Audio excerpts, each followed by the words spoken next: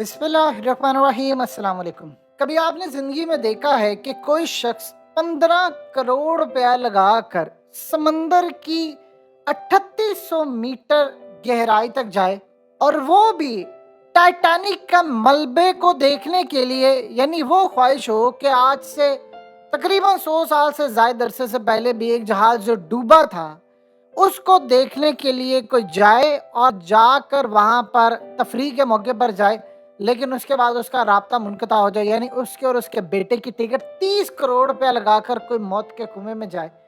ये शायद अल्लाह कभी भी ना करे, अल्लाह करे वो सही सलामत लौट आए। लेकिन पाकिस्तान के शहजादा दाऊद, जो पाकिस्तान के अमीर तरीन खानदान, यानी पाकिस्तान के जो चंद अमीर तरीन खानदान और लोग हैं उनमें उनका शुमार होता है। जाहिर सी बात है, अगर कोई 30 करोड़ रुपया लगा कर बाप बेटा समंदर की 3800 मीटर गहराई में जाकर सिर्फ ये देखने जा रहे हैं कि टाइटैनिक का मलबा कैसा था, तो आप सोचिए वो अमीर ही होंगे। अब सूरत हाल ये है कि टाइटैनिक के मलबे तक ले जाने वाली जो आबदोज थी वही लापता है। यानी ये एक अजीबोगरीब सूरत हाल है कि पाकिस्तान के जो अमीर तरीन इंसान है, ये असल में सुलेमान दाऊद उनके बेटे हैं, शहजादा दाऊद खुद हैं। ये अरबपति बिजनेसमैन है और इनके साथ हिमेश बार्डिंग और बहुत सारे जो लोग हैं वो भी साथ गए हैं। ये तकरीबन 5 लोग थे और इस वक्त सूरत हाल ये है कि इस वक्त बिल्कुल भी अंदाज़ा नहीं है कि कहाँ पर उनका मलबा है, क्या सूरत हाल है। असल में ये शहजादा दाऊद है कौन, और एंड पर चलकर वो डिस्कस करेंगे जो हिस्टोरिकल थ्योरी है कि टाइटैनिक के आखिरी सीन के अंदर जब आप देखते हैं कि लड़का मर सकता था और वो मर गया, लेकिन क्या वो बच भी सकता था, इस पर बात करेंगे। लेकिन सबसे पहले समझ लें कि शहजादा दाऊद है कौन।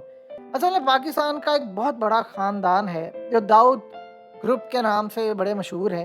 ये जो कारोबारी ख़ानदान है, असल में 48 साला शहजादा दाऊद और उनके 19 साला बेटे सुलेमान, इस वक्त ये लापता अब्दोज जो है उसमें सवार थे। इनका राब्ता इस वक्त मुनक़ता हो चुका है। इंटेलिजेंस एजेंसियां तमाम के तमाम जितने हो सकते थे रिसोर्सेज वो इस्तेमाल करके इनको फाइंड आउट करने की कोशिश करें। फिलहाल अभी पता नहीं है कि जिंदा है नहीं है। अल्लाह से दुआ है कि अल्लाह पाक उनको सही सलामत वापस लेकर आए। बरतानिया में असल में ये रहते हैं। इनका ख़ास तौर पर वहाँ पर एक अच्छा बिजनेस भी है और सबसे बढ़कर बात यह है कि शहजादा दाऊद एंग्रो कॉरपोरेशन के नायब चेयरमैन भी है। ये कंपनी खाद, खाने पीने की अशिया, ये एनर्जी, जितनी आपकी चीज़ें हैं उसमें वो काम करते हैं।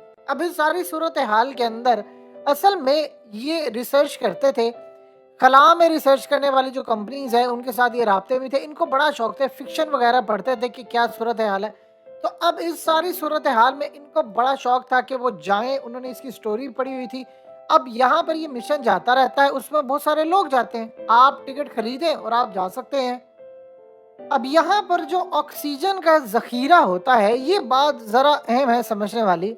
ये तकरीबन 3 से 4 दिन तक आप इसको इस्तेमाल कर सकते हैं। खुदा न खास्ता, अल्लाह कभी भी ना करे कि अगर इस सारी सूरत हाल के अंदर कोई ऐसा मामला हो तो आपके पास सिर्फ 70 से 96 घंटे होते हैं कि आप इनको निकाल सकें।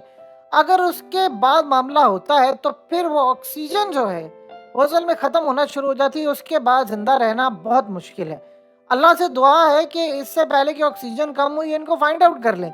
अब इस सारी सूरत हाल के अंदर असल में ये जो ख़ास तौर पर ये मामला है उसमें अगर कोई मसला हो जाता है तो याद रखिएगा, सबसे पहले वो अपना पे लोड गिराती है जिससे उसका वज़न हल्का हो जाता है और वो फिर सतह पर आ जाती है। ये असल में ऐसी सूरत हाल होती है। अब यहाँ पर एक ऐसा मामला है कि अगर ऐसी सूरत हाल हो जाती है तो फिर वो इंतज़ार कर रही होती है कि कोई हमें आकर फाइंड आउट करे। और इनके पास ये जो 70 से 96 घंटे होते हैं, ये बहुत ज़्यादा टाइम होता है, इसमें आप इसको फाइंड आउट कर सकते हैं।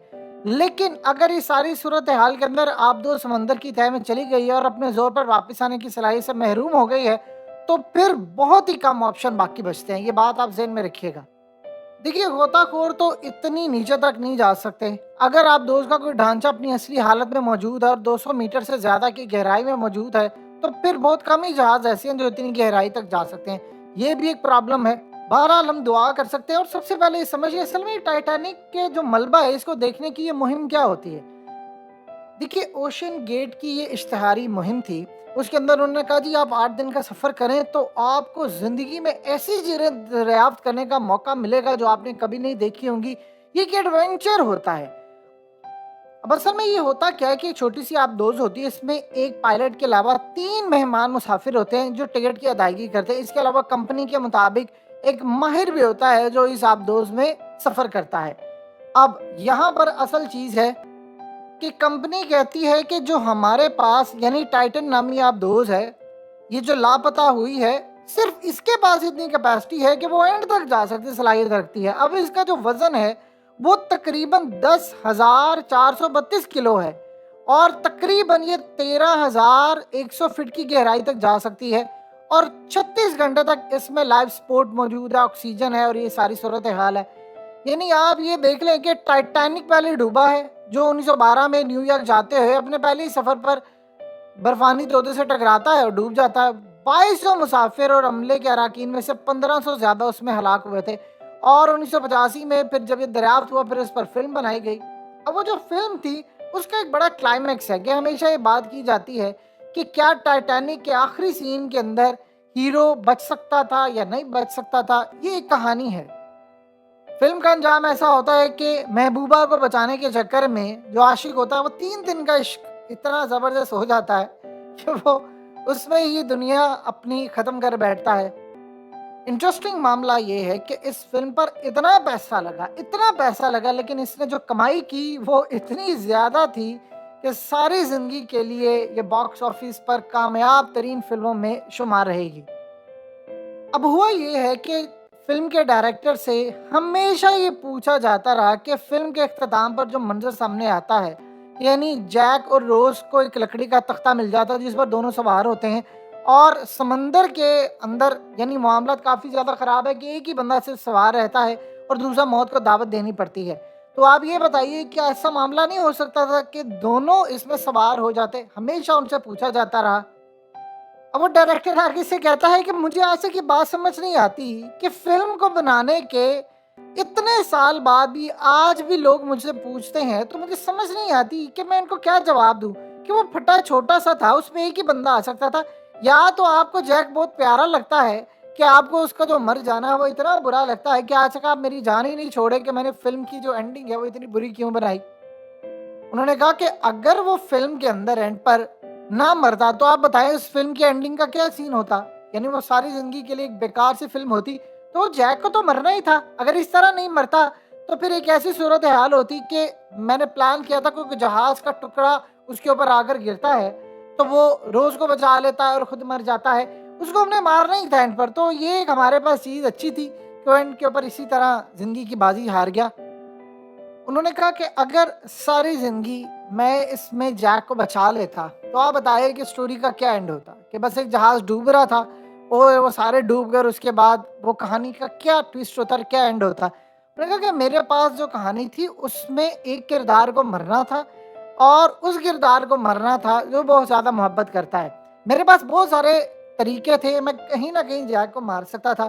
تو میرے پاس سب سے زیادہ ایک ہی لگا کہ پھٹے کے اوپر وہ ایکٹریس کی جان بچا لیتا ہے, روز کی جان بچاتا وہ خود چلا جاتا ہے. دونوں کی کوشش کر کے میں نے آپ کو فلم میں دکھا دی, دونوں نہیں ٹھہر سکے تھے.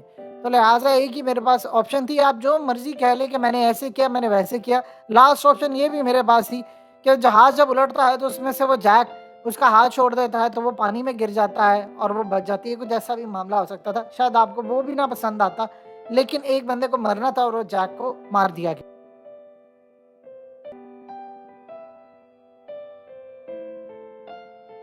حقیقت ٹی وی کو سبسکرائب کرنا مت بھولیں, ویڈیو کو لائک کریں, شیئر کریں اور کمنٹ سیکشن میں اپنی رائے کا اظہار ضرور کریں.